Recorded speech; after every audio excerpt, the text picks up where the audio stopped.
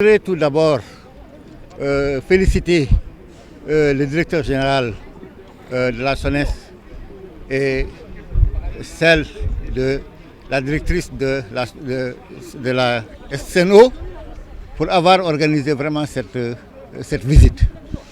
Cette visite est extrêmement importante parce qu'elle nous a permis de connaître vraiment l'ampleur des travaux qui sont amorcés ici et de l'importance de cet investissement. Et en tant que relais auprès des populations, alors nous avons vraiment de la matière à dire par rapport à l'ampleur de cet investissement-là. Voilà, donc je vous remercie. Vous me permettrez, au nom du mouvement consumériste, d'abord d'exprimer nos profondes compassions en direction des populations qui sont en train de vivre des moments très difficiles du fait du manque d'eau à Dakar principalement, mais quelque part dans le pays aussi.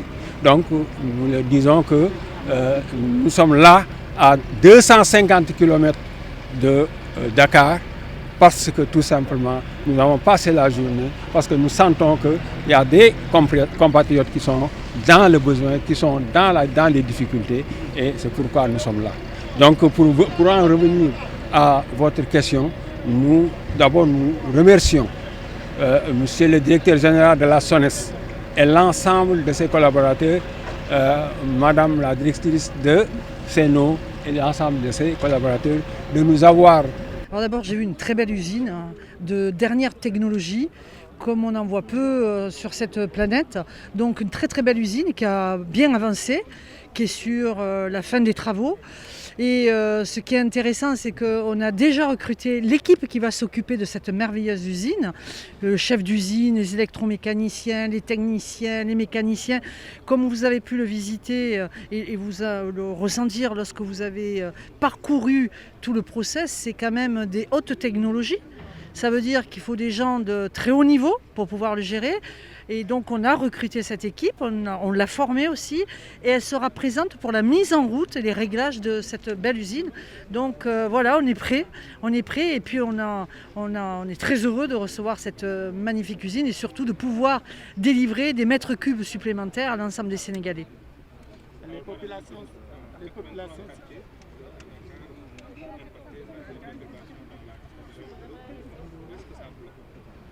Alors aujourd'hui, il y a une réalité, il y a des manques d'eau par intermittence dans certains quartiers. Et il faut savoir que les consommations, surtout en cette période de chaleur, il faut savoir qu'on a un effet de canicule depuis 3 mois.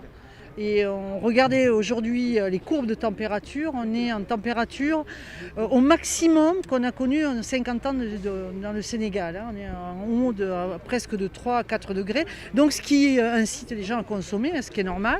Donc on est en pointe, en très grosse pointe, ça c'est le problème. L'État du Sénégal au cours des 6 dernières années a augmenté la capacité de production de l'eau qui arrive à Dakar à près de 45%.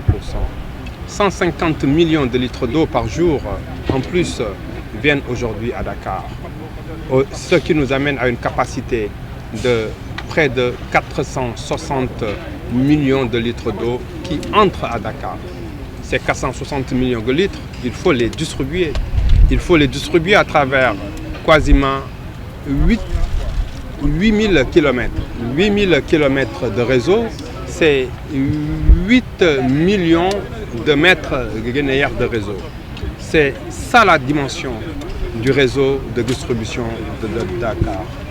Et SENO, qui est là à nos côtés, est en train également, a été instruit pour optimiser cette utilisation de 460 millions de mètres cubes d'eau aux 4 millions de populations ou de personnes qui vivent à Dakar dans des situations ou des positions géographiques très différentes.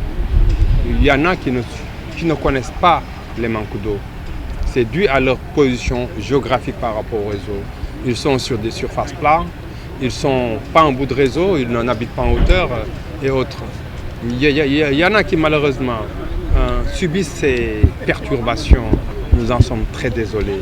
Et l'État du Sénégal en est également assez conscient que la raison pour laquelle le président de la République, à travers le ministre de l'eau et de l'assainissement, nous a instruit à trouver des solutions durables, des solutions structurelles à cette problématique récurrente de l'alimentation potable de Dakar.